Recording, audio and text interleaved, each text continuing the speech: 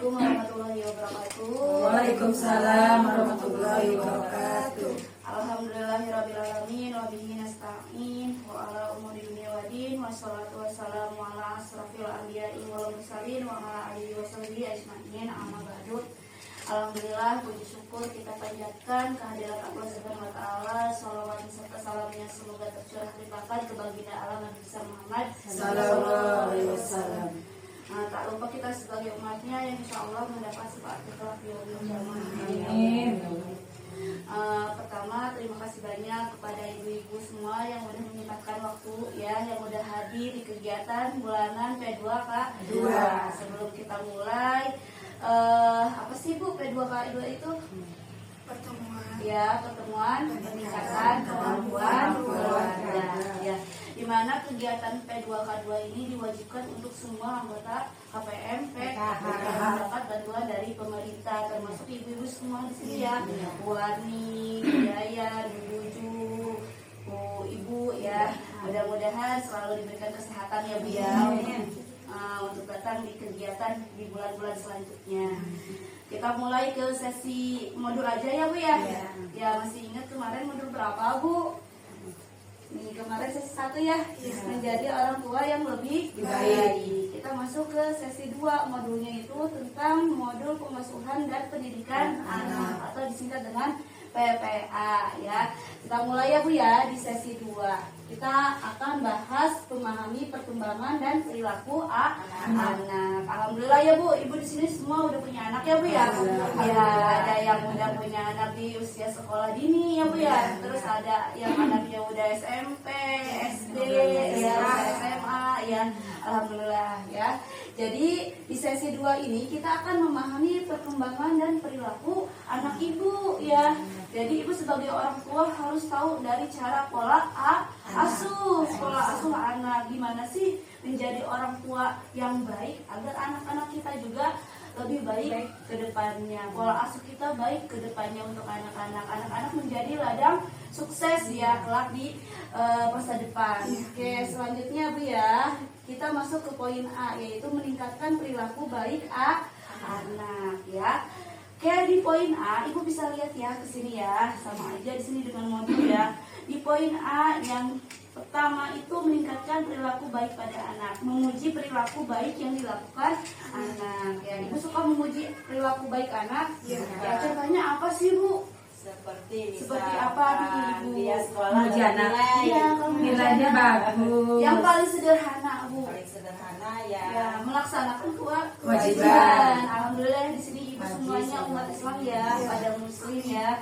Jadi yang pertama itu melakukan kewajiban sholat 5 waktu ya. Jadi Ibu hendaknya memuji perilaku baik anak ya. Yang kedua, cermat dalam memberi penghargaan saat anak melakukan hal yang baik ya. Pasti ada ya yang dilakukan ya. Contohnya apa Bu? Contohnya kalau misalkan dia dapat ranking, Iya dapat benar hadiah walaupun ya.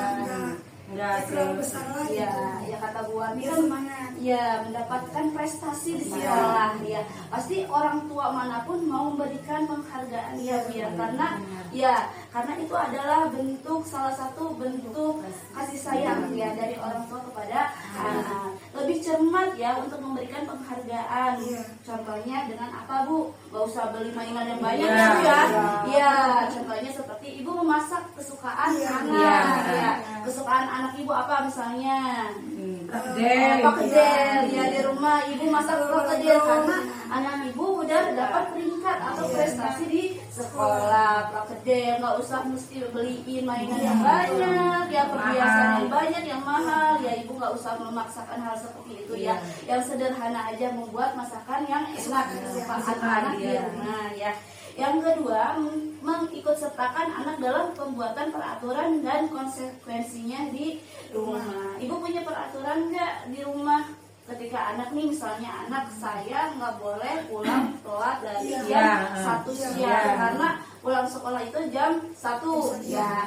Itu ada konsekuensinya. Misalnya apa? Contohnya Bu, anak ibu, anak Bu Warni ya pulangnya telat nih ya. Pasti ada aturan ya, kalau kamu pulang telat pasti ada aturan tersendiri dari Bu Warni ya. Uang jajan contohnya dikurangin ya. Yang biasanya dapat uang tambahan ya setelah pulang sekolah buat jajan ya, karena pulangnya telat ya Bu ya. Ya maka dikurangin. Ya uang jajannya nggak dikasih karena kamu tadi telat pulang, nggak ada informasi apapun dari sekolah. Iya, contohnya seperti itu.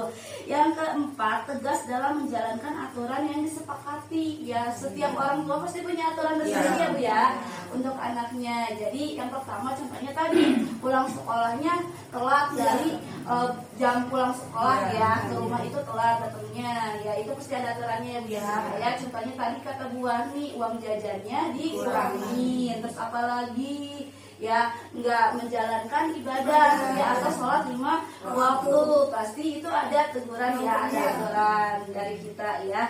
Terus yang kelima, memberikan waktu sejenak pada anak untuk menenangkan diri akibat dari tindakan. Ya, yang namanya anak usia sekolah ya Bu ya, pasti ada aja masalahnya ya di sekolah.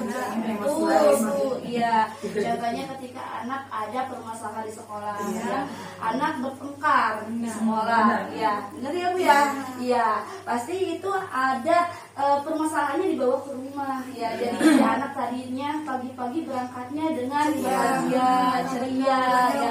Setelah ada permasalahan di sekolah bertengkar dengan anaknya, ya gurunya juga tahu, maka dia pulang ke rumahnya itu dengan muka yang ya murung, bersedih, ya, kesal, ya, pasti ada permasalahan ya. Mencoba kita sebagai orang tua, ibu mendekatkan diri dengan anak, ya, kasih tahu ya kepada anak apa permasalahannya. Jangan langsung dengan kekerasan ya Bu ya, jangan langsung ibu dapat telepon dari orang tua, dari gurunya di sekolah, Bu, anak ibu ditawuran nih di sekolah, ibu langsung emosi ya, langsung membentak anak ya, langsung memarahi anak ya. Jadi kita dulu ya, tenangkan dulu hati ibu ya, betul permasalahannya apa, pendekatan secara internal lah dengan anak ya, secara dulu biasa dulu ya, pasti kita tahu ya, ngobrol dulu, kasih makan dulu kan, betul apa yang dikatakan Teh Puji ya. Selanjutnya yang keenam itu menanyakan alasan dan tidak menghakimi anak kesalahan anak ya. Jadi tidak boleh ada menghakimi ketika ya kesalahan ya, mau itu kesalahannya fatal atau tidak ya, misalnya anak di sekolah berkelahi dengan murid lain, atau anak ya tiba-tiba mencuri tempat pensil, pulpen dari temannya ya, ibu jangan langsung menghakimi ya, jangan langsung membentak, tanyakan baik-baik secara baik-baik ya. Jadi tidak harus ada menghakimi atau main hakim, apalagi bertindak ini ya emosi dengan kekerasan, memukul, mencubit, itu tidak dianjurkan ya Bu ya. Ya, di sini perhatikan ya Bu ya, ada tadi yang meningkatkan perilaku baik pada anak.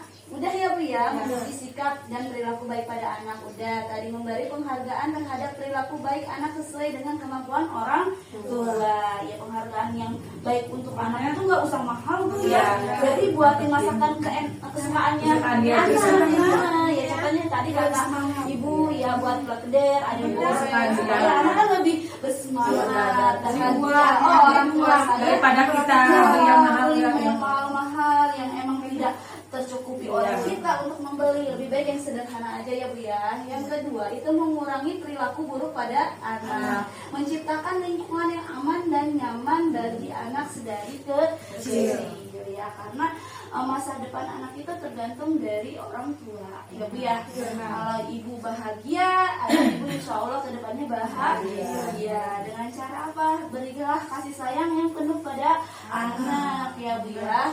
Itu ada lingkungan baik ya. Contohnya seperti apa lingkungan baik ya, ibu menerapkan pendidikan atau pola asuh yang baik juga terhadap anak. Alhamdulillah ya Bu ya, itu insya Allah di sini mah udah pada tahu lah, udah punya anak ya, udah pada tahu gimana pola asuh, pola didik anak-anak ibu di rumah ya.